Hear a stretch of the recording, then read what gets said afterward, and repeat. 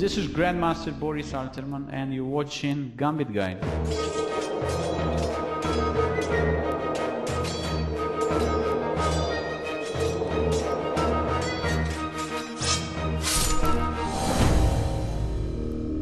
Welcome back to Gambit Guide, and today starts a new series of lecture about fantasy gambit in the Caro-Kann defense.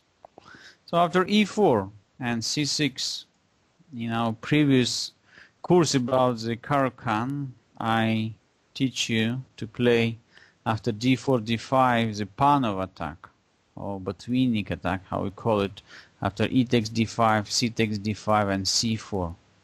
However, there is another interesting gambit line which starts with the move f2 and f3.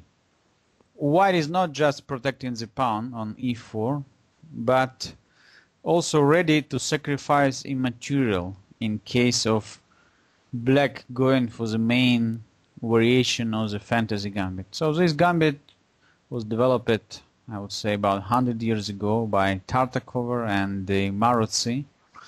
And the main idea is that after d takes e4 and f takes e4, black has just extremely dangerous resource, and to play e7, e5, counter-attacking white center instantly.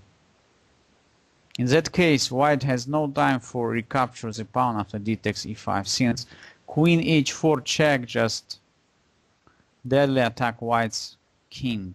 And the weakness of the e1 h4 diagonal is just critical for white's king. So after queen h4, g3 and queen takes e4, white is just going to lose the rook on h1.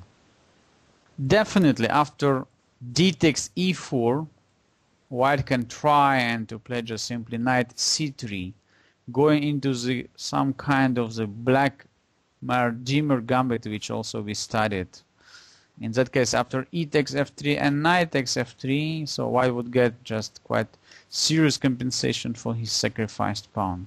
However, white could just continue f takes e4, e5, and now not to capture on e5, but to play knight f3 in the gambit style.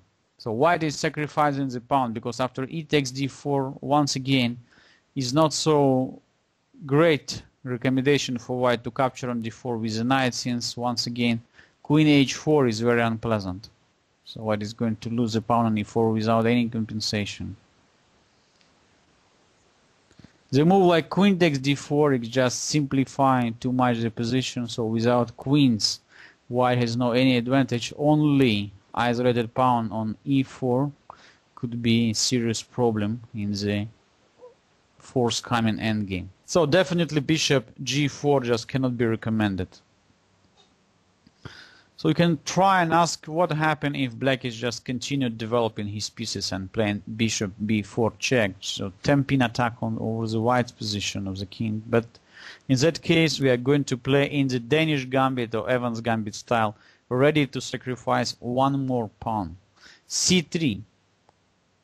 So now of course there is no point for black bishop to retreat to e7 or c5, because in that case white just simply gets a strong center control after taking the pawn.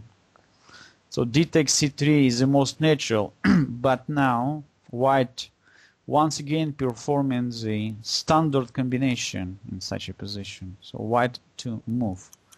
What to do?